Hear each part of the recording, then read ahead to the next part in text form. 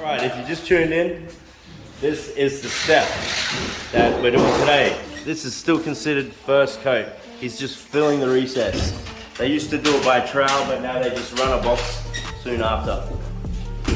First tape goes on. Then it gets flattened out. And then the joints get gone over with the box. Being careful near the butt joint tape because that's still wet. He'll do a few joints and then without letting it skin up too much at all, he'll run back and he'll get his Louis Parfait skimming blade and he'll proceed to blade off. Some people will say, you don't need to blade if you set your box correctly. But you do because you never know when something's going to be in the way. And for things like this, see that? That's why we blade off and it's gone. Outil parfait. I have a skimming blade for you.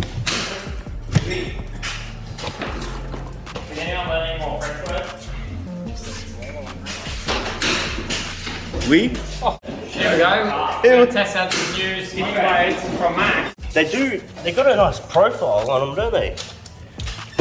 They really do. Take all the plastic off them, they're brand new. Oui, oui. Oh, someone stepped on them. Doesn't matter. You gotta do a mustache. Where's his shirt? Logo. I might have to do it like this. So you'll start really Oh, close yeah. from behind. As Andre skims it, you'll pan out and follow them. Alright, we're going to try these from Max. Max can pronounce the name. Outil parfait. There we go. I think that's completely Skimming wrong. blader. Alright, so we're going to give it a go. Brand new. Take off the case. Slide it in. Not gonna work like that, but you can see how big of a groove it is. It'll probably have to slide in.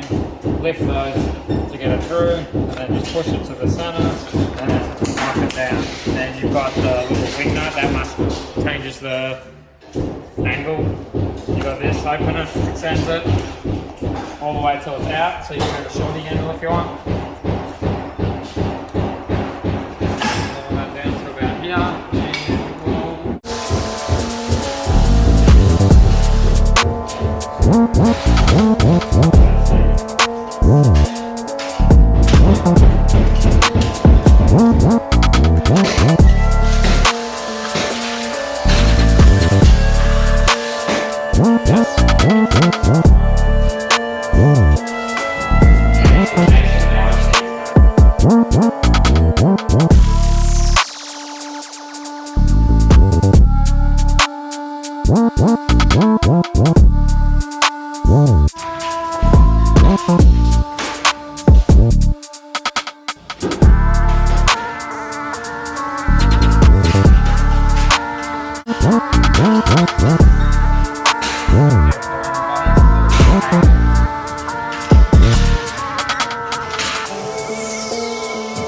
The way I do the buddies is I actually hold the brake and I twist the box a little bit. See how it leaves an edge on the buddy side?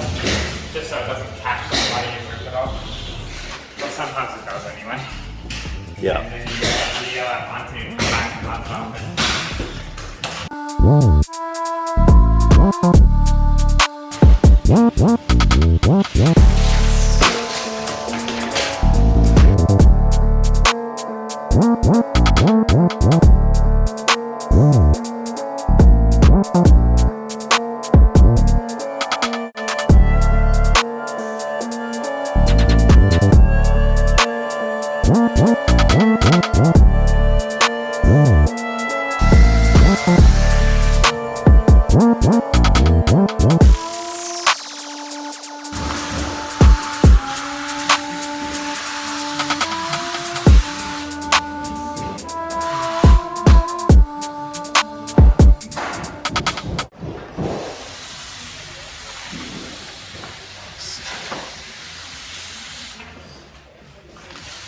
So it'll fill in all the screw holes so they're not sticking out and they're not filled in and all that. They're all actually filled in, Max. There's a tiny little dot. Yeah, the quality's good, eh? Yeah, I see what you mean. So like if I were to do this back because of the scratch, I don't know if it'll work. Like, see how it fills it in? Yep. So for whatever reason they're not filled in, if you run it the other way.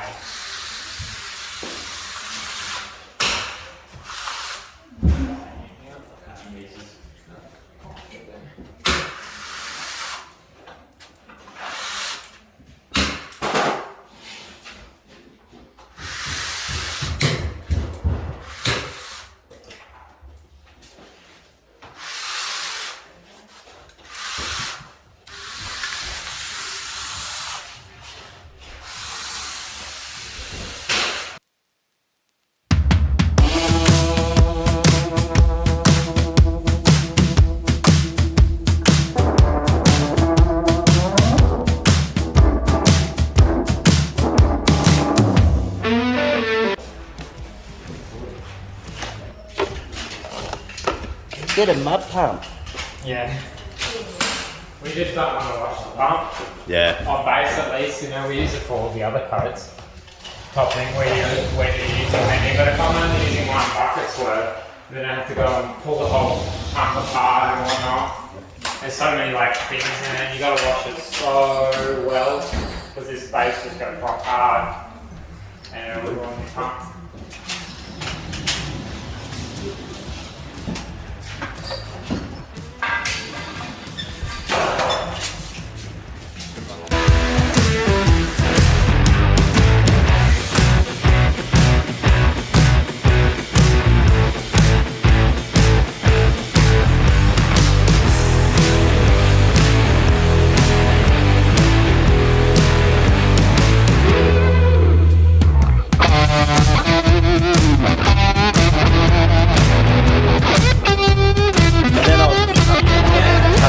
Come on.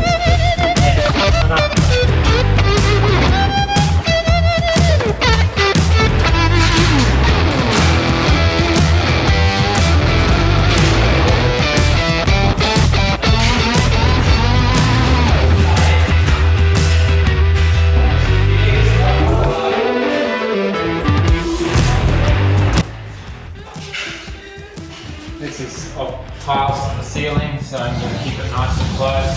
That's also a good thing for the skimming blade or any following blade. You can fill in where the box can't get to. That's stuff that you can't do when you just run it for corners. It's perfectly fine. You can probably not follow it. But when you're doing walls, doing anything, tiles to the ceiling, whatever, you just can't get close enough to the box. I'll show you straight away while I spoke about it, but this one. To fill that little gap in, you know, you've got 10mm tile coming here, and that's pretty much it. 10mm tile and some glue wouldn't cover that. So you have to fill it in. So you follow it a little, collect some mud, and you squeeze it back, and now fill that up. There's a bit bigger of a fill, and then the tile will come 10mm past the end and cover it.